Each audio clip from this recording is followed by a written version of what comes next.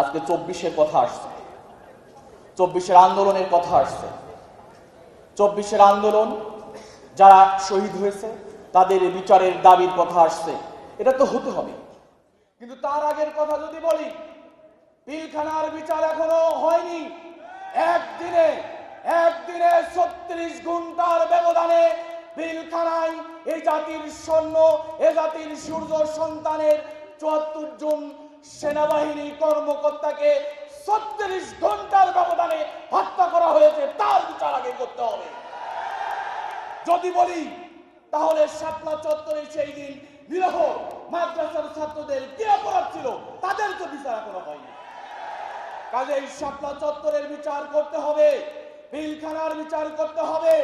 যারা লক্ষ লক্ষ কোটি কোটি হাজার কোটি টাকা দেশের থেকে বিদেশে পাচার করেছে তাদেরকে চিহ্নিত, তাদেরকে মামলার আওতায় এনে বিচারের কাঠগড়ায় দাঁড় করিয়ে তাদের বিচার নিশ্চিত করতে হবে। আর যদি 24-এর কথা বলি, 24 আমাদের চেতনায়, 24-এ সরকার তার রাষ্ট্রীয় বাহিনী দিয়ে সমগ্র ছাত্র জনতার বিপক্ষে অবস্থান নিয়ে একটি গণহত্যা সংগঠিত করেছে। এই গণহত্যাকারীদের হাসিনা এবং তার রিজিমের বিচার নিশ্চিত করতে হবে। এই জন্য ছাত্র জনতার ঐক্য ছাড়া বিকল্প আর কোনো কিছু আমরা দেখি না। কাজেই আসুন আমরা আমাদের জায়গা থেকে আগামী দিনে জাতির ক্রান্তিকালে 24-এর আন্দোলনে ইসলামী ছাত্র শিবির রাজপথে ছিল।